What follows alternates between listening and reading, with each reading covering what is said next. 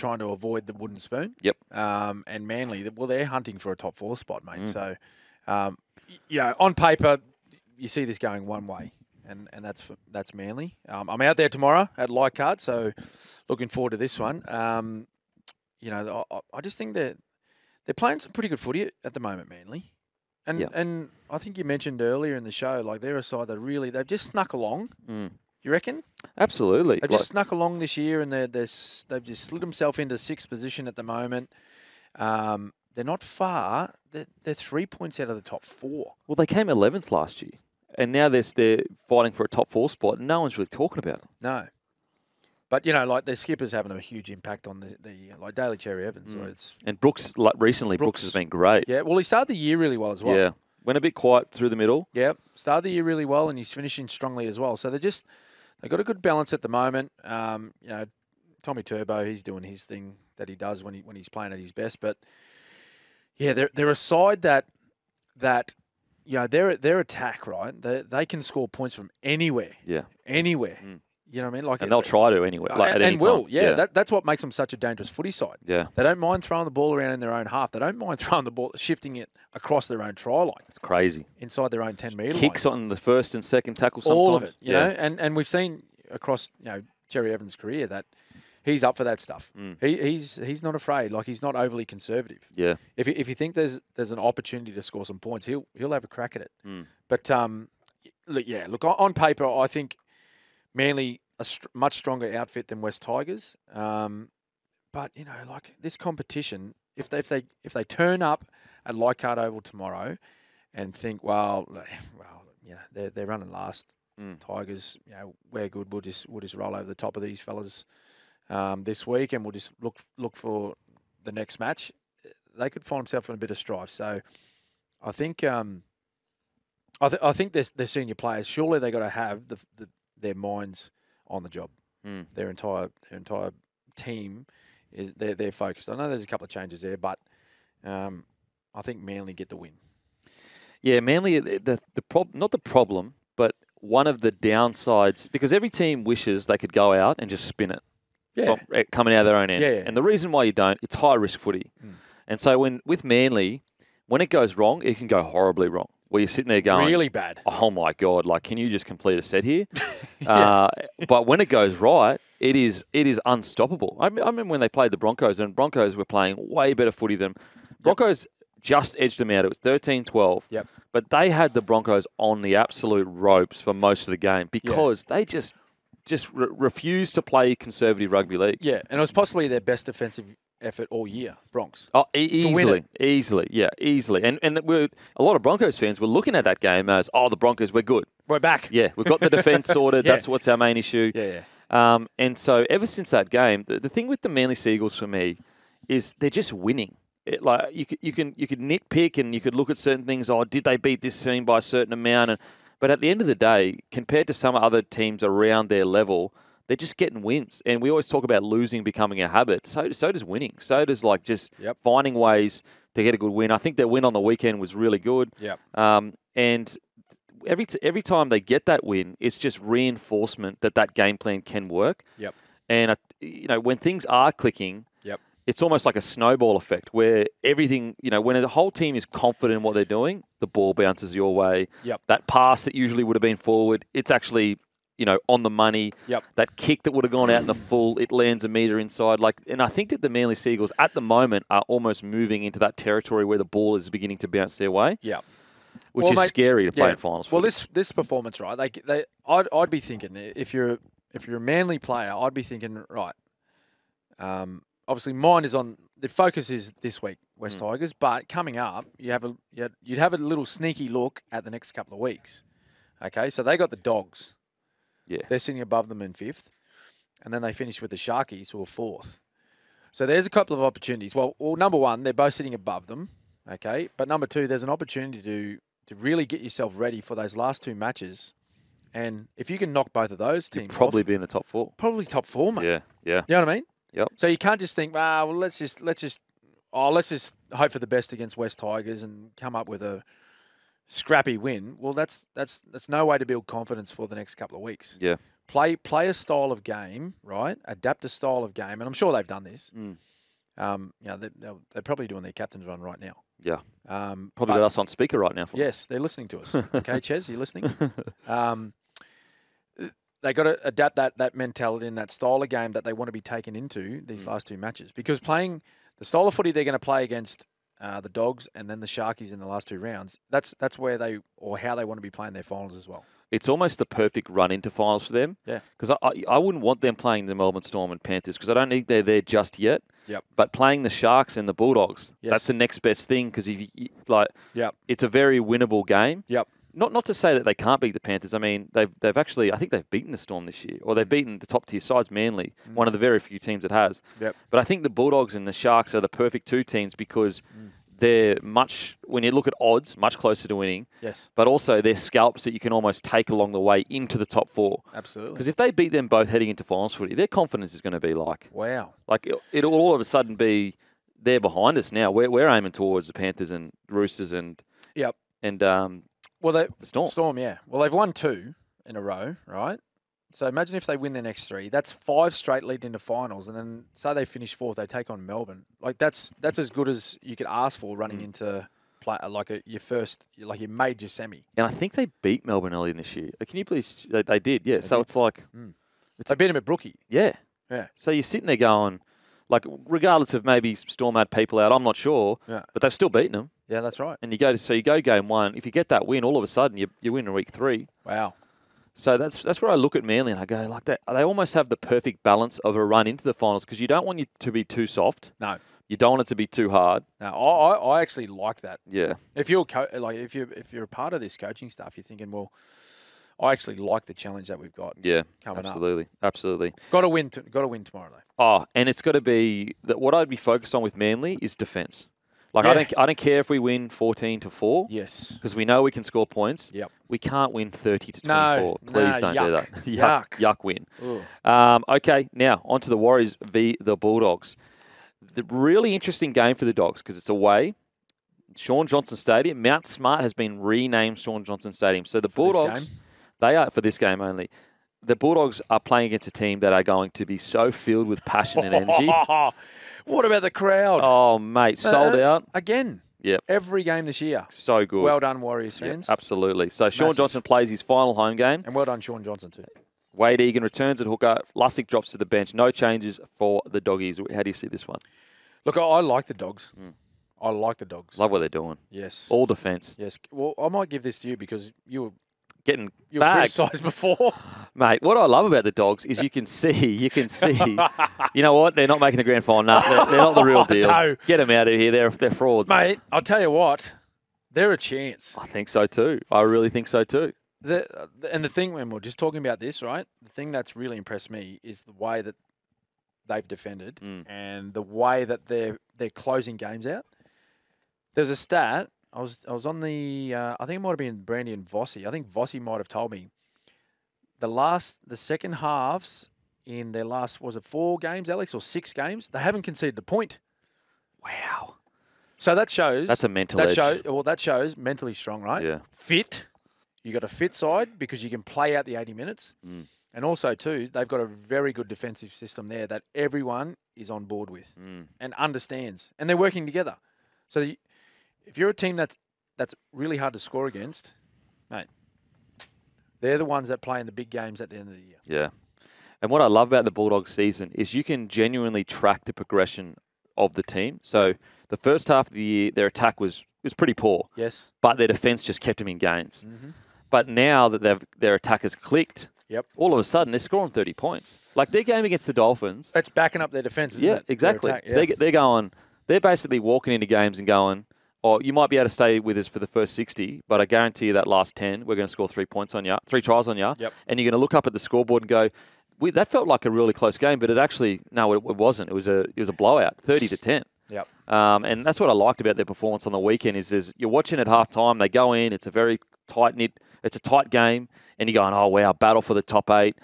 The Dolphins, could they come out and do something? And then the Bulldogs come out and go, no, we've been here for the last month. Yep. We know how to close this game out. And it's honestly, it's like clockwork. Around 10 minutes to go, they go bang, bang, bang, because they've just fatigued the opposition. The opposition doesn't have the same grit as they do. Yep. I'm really excited for them. And the great thing is this is just the start. Now, Are you thinking Dogs? that I was about to say, the only pushback against that is the Warriors. We all know they've got one big game in them. And this could be that one big game. They do. And so not only are they travelling after a big win, they've got to deal with all the media saying that they're the greatest ever. Everyone loves the Bulldogs right now. Mm-hmm. Very easy to go over there and think, we'll just get it done. Yep. But you're not just playing the normal Warriors. You're playing the Warriors that are playing the last game of a legend. And nothing to lose. Literally nothing to lose. They can't make the 8, so their season's done. Mm. So there really is nothing to lose for them other than going out there and making it a memorable last home game for Sean Johnson, which I'm sure they'd love to. And they're going to be, the crowd is going to be enormous. Wow. Enormous. Like it'll be so the intensity, the atmosphere of that place is going to be incredible. Incredible. Like it's intimidating in a regular match. Yeah. Like they get the drums going and the flames and everything go up and the crowd get going. Imagine the noise when Sean Johnson when that Warriors team run out. Seriously. On Friday. And also this Warriors squad has proven that they can start fast under pressure. You go back to that prelim last year. Yeah. The game against the Knights at home. Yep. And a lot of people thought, they might crumble under the pressure of the home ground. Absolutely did not crumble at all under the pressure of the home ground. We're going to head to a break. After a break, we've got Broncos v Eels and then the rest of the round. Replaces Walsh at fullback. Cobbo returns to the wing, moving Karapani to the bench. Eels team news. Sivo, Taulungi coming to the starting side. Sean Lane moves to prop in place of suspended Widamu Greg. How do you see this one, Smithy? Well, I could just leave this to you, really. This is your game. Mate, I tell you what, it's Bronx. one of those, it's just, it can't be sloppy. It can't be, going down to the last 10 minutes. This needs to be a convincing win for the Broncos. Granted, the Eels have been better. The Eels have been better last few weeks. And unfortunately for the Eels is that when they've started to find a little bit of form, they actually have to face the hardest teams in the competition. Yeah. They've had to play the Storm. They've had to play Penrith, the Roosters. So they should have beat Penrith. Oh, mate. What happened there? 3 tries in 6 minutes. Oh. Come on, boys. How? Like someone just shoot out of the line, Come on, boys. just cut the ball off. Just cut the ball off. Oh.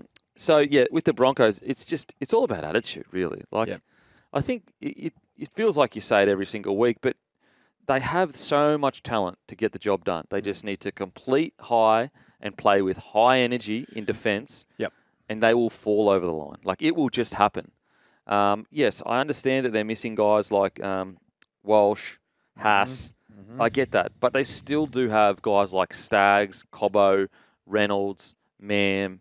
Like, this is a Paddy Carrigan. Yep. Still a bloody good side. So that doesn't necessarily have to be a 13-plus win or anything like that. But it just needs to be concise, disciplined, high energy. Like, the last thing I want to see is, sloppy, lazy defense on the inside and drop balls and, low energy. And I don't want to see the first 20 minutes where it's high energy and then it all drops off. So for me personally, just as a Broncos fan watching, I just want to see energy for 80 minutes, like just intensity. What about Para? Would they consider themselves a genuine chance to beat Bronx? Or are they just thinking, let's just get this season over and done with? That's the thing. They've actually been pretty good, aside from last week where the Roosters just choked them out of the contest. Yeah. Yeah. And it was an awful... Oh, it was a bludger. Yeah. It was a genuine bludger. What's doing just quietly? Yeah. How do you get a new stadium and it's a flooding... 200... Well, how many million? Oh, how many hundreds of million? Mate. 280. Jesus. Forgot to put the drainage in. Jeez, what is doing? So I think the Eels would actually fancy themselves here, not necessarily for, we can go out and win 13 plus, but that they could go up and ambush the Broncos. Yep. Because they're in a similar kind of position to the Broncos. Like, they do have bloody good players in their side, even though they've got a couple out, like RCG. Now, there's reports that he's playing for a contract right now, that he may be on the move. Yes. We've got guys like Dylan Brown, who's one of the best young halves in the competition. Clint Gutherson. Blaze Talangi, there's a lot of raps around him. Sivo is one of the better wingers when he's on. So they're almost a similar side to the Broncos. When you look at it on paper, you go, how are you sitting where you're sitting? Yeah. And also, I tell you what, it's one thing to be like, there's almost like a no man's land in the bottom 8 where you can't make the 8, but you definitely can't win the spoon. But when you are fighting the spoon, what the Eels are, like the Eels are literally on the doorstep of winning a spoon. Yeah. Like that's motivating. Oh, 100%, Like, mate. You would not want to be No going one wants it. grand final 2 years ago to a spoon. Yeah. Yeah, it's sort of hard to get your head around like how that happens so quickly. Yeah. So quickly in the space of a couple of seasons. So, and I'd be a little bit on edge too, like as a Parramatta player, knowing I've got a new coach coming in next year and he'll be looking to make changes straight up. Yeah. And I'm not talking like walk in and tap you on the shoulder and say, mate, you're sacked. Yeah. But he'll be looking to make changes in the lineup. Mm. So anyone that is in that position of being in a top squad, like you want to be playing first grade. You don't want to be stuck back and playing Reggies. Nah.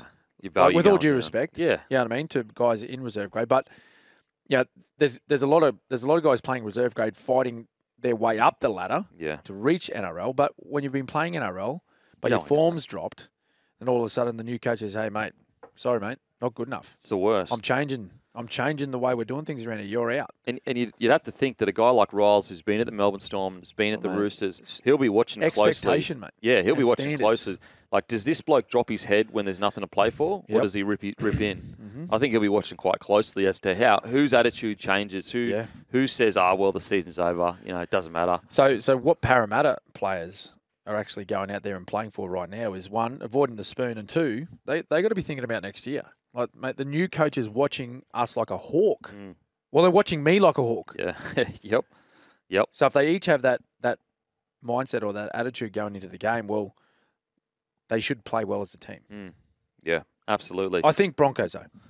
Surely. At home. Surely. With a chance to sneak into the 8, I think Broncos. Just intensity. They just need to win the intensity battle for 80 minutes, and I think they get the job done. Is what's the word on Walsh? Like, he had hand surgery. Is he a chance of being back or not? I think it's about 4 weeks. 4 to 6 weeks, they said. Oh, so outside chance. Outside chance. But I was thinking maybe they might, like, if it went well, the surgery, and they made finals, would he be possibility of making that first week of finals? I think that's what they're aiming for, if they do make finals. Yeah. Just put. Remember Big Mal Meninga's arm pad? Yes. Just put that on his hand. Come on. I will say I'm a bit surprised at. Can that happen as a fullback? Well, it's on the outside. Imagine how he only needs his palms to catch. Reece Walsh with a big bumper bar. I am a bit surprised Sailor got selected at fullback over Selwyn Cobbo. Yeah. Sailor, for me, has struggled in his opportunities that he's got. Yep. I probably would have gone Cobbo. However, hopefully, Sailor can play to his potential, because we all know he has a lot of potential. Yes. Okay, Raiders v Panthers, Saturday, 3 p.m, GIO Stadium. Raiders team news, Rapana returns at fullback, Weeks to 5'8". Hopper Whitey comes in on the wing with Seb Chris moving to centres. Strange is rested with a calf complaint. Panthers team news, Luai wears the 7 jersey in absence of Cleary. Schneider comes in at 5'8". Summerton replaces Kenny at hooker. Liam Martin returns from injury, which moves Lindsay Smith back to the bench. Well, there's still a strong lineup. Oh. And Luai, I believe, has gone to another level with Nathan Cleary out this year. Absolutely. Particularly wearing the number 7 jersey. Yeah. Where there were question marks, right? The question marks on Luai saying, well, can he run a side? Can he manage a team without Nathan Cleary there? Well, the answer is yes. He beat the Sharks 40-0 or something. Out and out, yes. Yeah. And then went and played extremely well in the Origin arena as well. Yeah. He stepped up his role in the New South Wales side this year. So I think Panthers too strong. Looking at the way the Raiders played last week, what did Ricky Stewart say after the game? Precious. It was a performance of little boys. Yeah, very precious. Ooh. That hurt. That would hurt. And I'm sure he didn't. What are you thinking? Oh, what are you thinking when your coach is that? Well, you perform like little boys. That hurts. That hurts. And I've got to say, the last couple of weeks has been very un-Raiders-like. Yeah, because they're usually tough. If they don't play a real clinical game, like they play tough. They make you earn it. You're walking off knowing play hard. Yeah. They haven't been doing it the last couple of weeks. I just think that the Panthers will be trying to send a message in this game to the rest of the competition saying, I know you're all sitting there saying, we lost our main man. And we're gone. Or, the wheels are wobbling. Yeah. I think that the Panthers are going to go out there. And I think Ivan Cleary, mate, if there's one bloke that hates losing, he hates it. He absolutely hates it. Well, you'd hate it when you've hardly lost in the last 4 years. You wouldn't know what to do. You go back. We lost. What? Go on, if you get a chance, go on YouTube and watch the Penrith Panthers he does a speech at the end of the year to the Penrith Panthers, like the whole families and everything. End of year kind of. Yep, players and families. Yep. Little get together, whatever. Yep, and he does a speech on stage. I think it was after his second premiership, and he is 2022. Yeah, he said something about the Storm beat us. Anyway, the crowd laughed. He literally said, "Why are you laughing?" Really? That's how much he was like, and they was so happy that they'd gone on to beat the Storm the next year. So that's how intense I mean, that's greatness. That's why they're doing so well. It's because that he will not cop that. Something, it means something to him, and so I think that he'll be trying to make a point. Because he'll be reading the headlines, I reckon, and seeing people talking that the Panthers might be a bit of trouble here. Yes, I think this will be a statement game for the Penny Panthers. Yeah, so do I. I got Penrith. Luai will have a great game. Schneider's he's such a great player to bring in to replace anyone injured in the halves. And Liam Martin, of course, back as well, adds a bit of starch in the back row. Lindsay Smith, I just want to give a quick little rap to Lindsay Smith. He's been enormous this year. Yeah, enormous. And playing front row and edge. So two very different, like, I know everyone thinks, it's in the forward pack, but they're different roles, completely different roles. Playing edge back row and then coming in and playing in the ruck. And he excels at both. I've got to say as well, Penrith Panthers roster management, to have a guy like Schneider ready to go. And then years before, O'Sullivan, Cogger, just smart roster management. Having guys in positions because injuries happen in seasons. We're going to head to a break. After the break, Storm v. the Dolphins. Now, Storm v Dolphins, danger game for the Storm. Massive danger game. Very, very worried about the Storm this year. Look like they've fallen off. Oh, man. It's every year it kills me. Can you just have one bad year? Can you, Storm fans, just experience one bad year? That's all I ask. That's all I ask, Smithy. Storm v Dolphins, Saturday, 5:30 p.m, Amy Park. Wishart moves to the wing. Anderson out through concussion. Fa'alongo comes onto the bench. Dolphins team news. The GOAT, Marky Nichols, returns from concussion. Lachlan Hubner drops out. Smithy, what do you reckon here, mate? Because Dolphins are desperate. They are desperate. But off the back of that performance last week by the Storm against Penrith, I'm going to back the Storm at home. Although their last home game wasn't great. They got beat by Dragons. Yep. I was down there for that one. And I think Craig may have just ripped them a new one. Can't imagine he did anything else. After that one, he was very disappointed. He hates losing at home. You're talking about Ivan Cleary hating losing. The one thing Craig cannot stand is losing at home. So he'll have them up for this one. And backing up sort of, this is what the Storm need to do, right? And I haven't seen them do this year all that well, is back up a really strong performance with another strong performance. Yeah. Craig said so as much in some of his press conferences that they've been up and down this year. Haven't really seen a run of them playing to their best ability. Consistent, high-level performances. Yeah, that's right. They've had dips. They've gone, sort of in the ups and downs of their standards or their performances this year. So I think that's what he'll be after. There's no doubt about that because, we spoke earlier about their situation of where they are placed and the possibility of resting players. He'll be saying to them this week, hey, boys, we need another performance like we did against Penrith, okay? And then we'll deal with the possibility of maybe giving you a bit of a week off, put your feet up, have a bit of a rest, and then we get back into our campaign to finish the year off against the Bronx. I've got a question for you. What's harder to win, a minor premiership or a grand final? Oh, minor premiership, mate. Because it's so long. 27 weeks. Like in the EPL, you win that's how it works. Yeah, that's right. Yeah. First past the post. Yeah. Right, because that's the most difficult thing. And don't get me wrong, mate. Winning a grand final is very hard as well, right? But all you got to do is be the best. Put it this way: to win a grand final, right? Or to win a premiership, you just have to get yourself in the top 8, right? But then you just have to be the top or the best team in the last 4 weeks. Yeah. Whereas to win a minor premiership, you got to be the best team over 27 weeks. Yeah. So, and I mean, if you finish in the top 4, you could even say you're the best team for 3 weeks because you could lose that first one, win the second one, and then go through. That's right. So that's the way I put it. Winning grand finals is extremely hard thing to do because you're obviously playing against the best teams in the comp for that particular year. But I think sometimes we sort of we just brush past the whole minor premiership Yeah. thing really quickly. There's not enough reward these for days. it. Like, Yeah, I think it should be rewarded way more than people do. Yeah. Than they do this year. Well, you get the JJ Giltland Shield, right? Yeah. You get that presented to you, and you walk around, and that's fantastic. But it's sort of like, oh yeah, minor premiers, and then bang, gone. Thanks for coming. What's next? Yep. Next week. Dolphins. Where do you see the Dolphins at? Are they running out of steam? I personally think they're running out of puff. A little bit. Yeah. Yep. As was the case last year. They've done a fantastic job to stay in the hunt. Yep. Oh, they're still there. They're still there. Yep. Right on the cusp of the 8. If they can if they can find a way to beat Storm in Melbourne, and the Dragons are playing the Sharkies, right, which we haven't previewed yet. It's the last game of the round. If the Dragons lose, well, boom. Do they go up? They go up, yeah, because the Dragons have got an awful points differential. They're minus 90.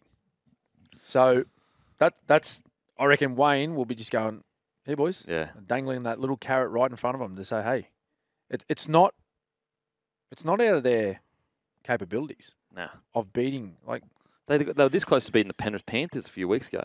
Mate, they compete hard, mate. Yeah, that's what they do. They compete hard. It's just it's been getting a little bit more difficult for them to compete at that level at this part of the season. How good is it though? Team, second year of existence. And they're fighting for the 8 with 3 games to go, essentially. So good. Like that is such that alone in itself is such an achievement. Yep. When you see clubs like the Broncos, the Warriors, the Knights falling in and out of the A. Yep. And then you've got a team like the Dolphins in their second year that are they could make it. They really could. Yeah. Where their issue has been is their defence in the back half of the year. So they're starting to concede some soft points. Especially that second half, they just seem to hit a wall. A couple of things go against them, and they struggle to sort of shift momentum when it's against them. Yeah.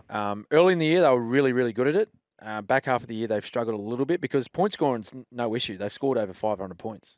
But they've also conceded 510. Oof. So that's where they're starting to struggle a little bit. But, mate, who knows? Like, all season, right, every game that we've previewed of the Dolphins, you question yourself. Yeah. To tip against them. Yeah. It doesn't matter who they play. Because you know that they're going to rip and tear as hard as they can. Because if they go down there and play the way we know the way they play, right? Complete high, make your tackles, and apply pressure to the opposition all game.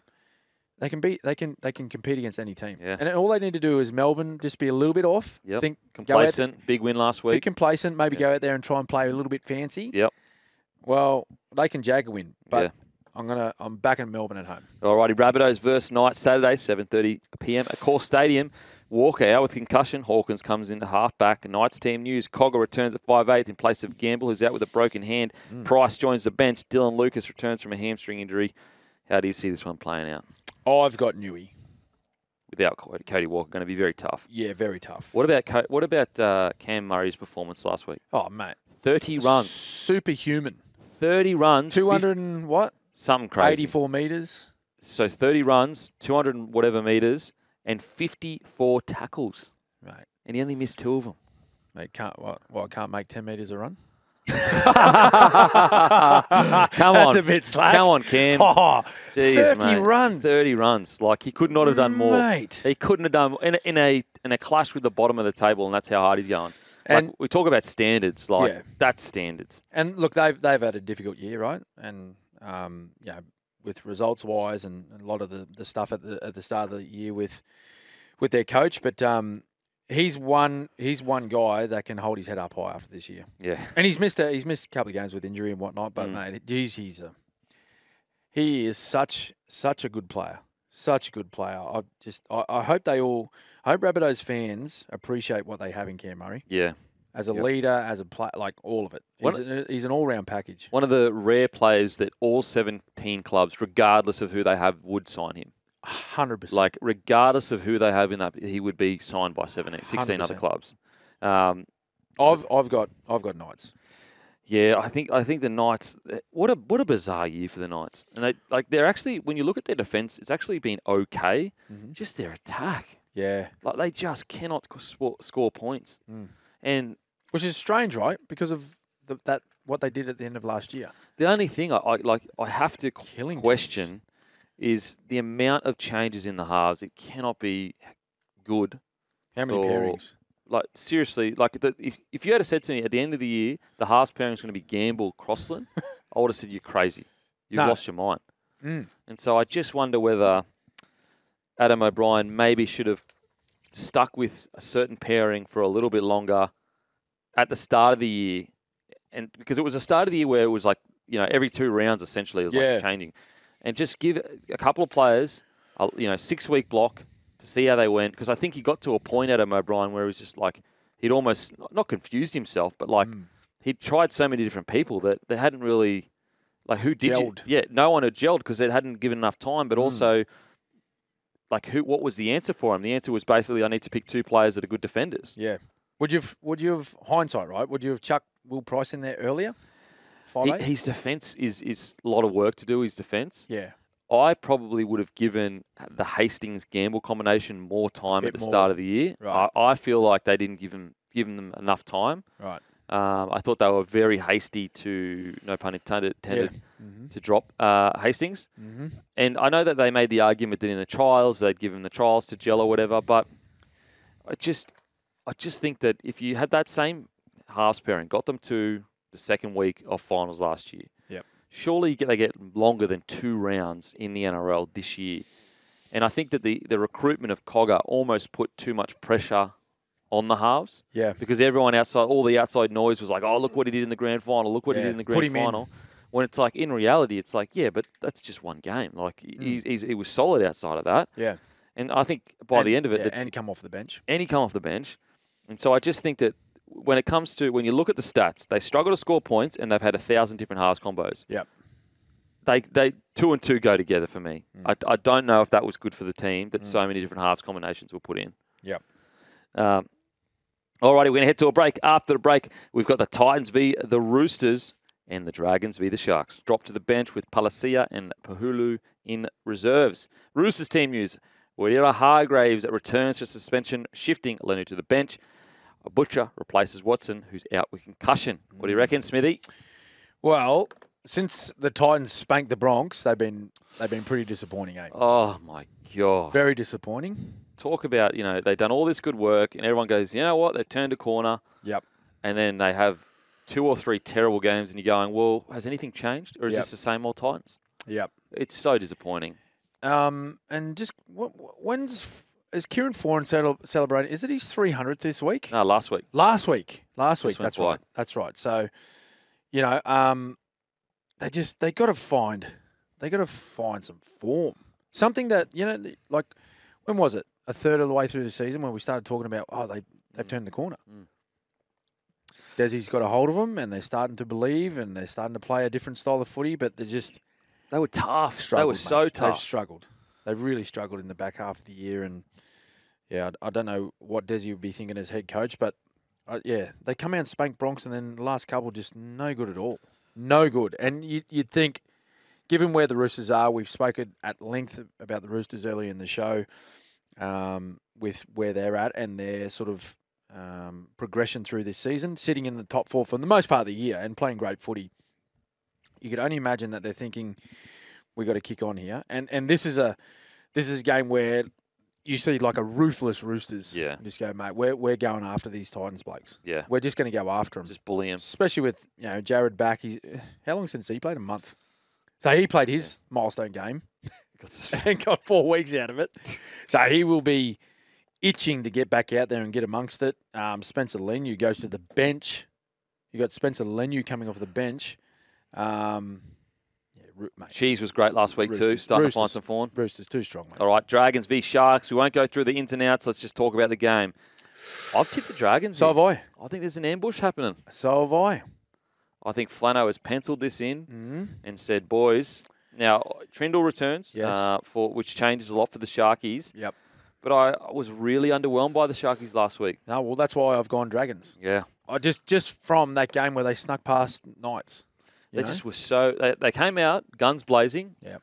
First 10 minutes, you thought, okay, Sharkies are on again. They just beat the Titans 40-0 or whatever it was. Yep. And then they just completely let the game go. Well, the middle part of the game, they just let it go. And they were just lucky that the Knights completed like 1 out of 7 at that period. Yeah. And just just honestly opened the door for them back into the game. Mm-hmm. Whereas the Dragons, like, that was a clinical win last week against the Titans. You know, the Titans came back in the second half. Yep. Really showed a lot of grit. Momentum was on there, like behind them with the wind.